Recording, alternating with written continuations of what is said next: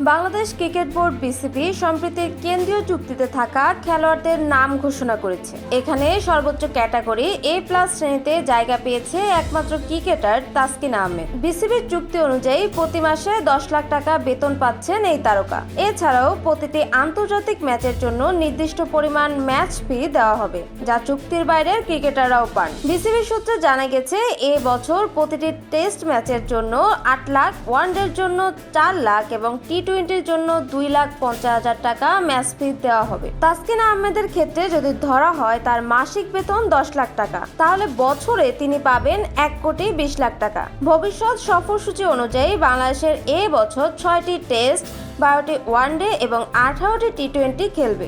Match ফি বাবদ তার সম্ভাব্য আয় 1,41,00,000 টাকা, অর্থাৎ জাতীয় দল থেকে মোট সম্ভাব্য আয় দাঁড়ায় 2,61,00,000 টাকা। তাসকিনের মতো নাজমুল হোসেন শান্ত, মেহেদী হাসান মিরাজ ও লিটন দাসও বিসিবির কেন্দ্রীয় চুক্তিতে এ ক্যাটাগরিতে আছেন। তাদের মাসিক বেতন 8 লাখ টাকা করে, বছরে যা দাঁড়ায় 96 লাখ টাকা।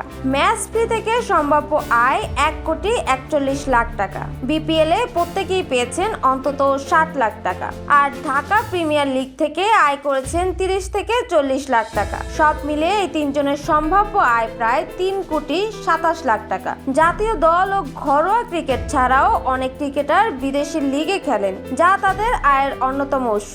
এছাড়াও বিভিন্ন প্রতিষ্ঠানে বিজ্ঞাপন চুক্তি থেকেও বড় অঙ্কের অর্থ আয় করেন তারা, যদিও এই খাতে নির্দিষ্ট তথ্য প্রকাশ করা হয় না। সব মিলিয়ে বাংলাদেশের শীর্ষ ক্রিকেটাররা শুধু খেলাধুলার মাধ্যমেই প্রতি বছর আয় করেন কোটি টাকা।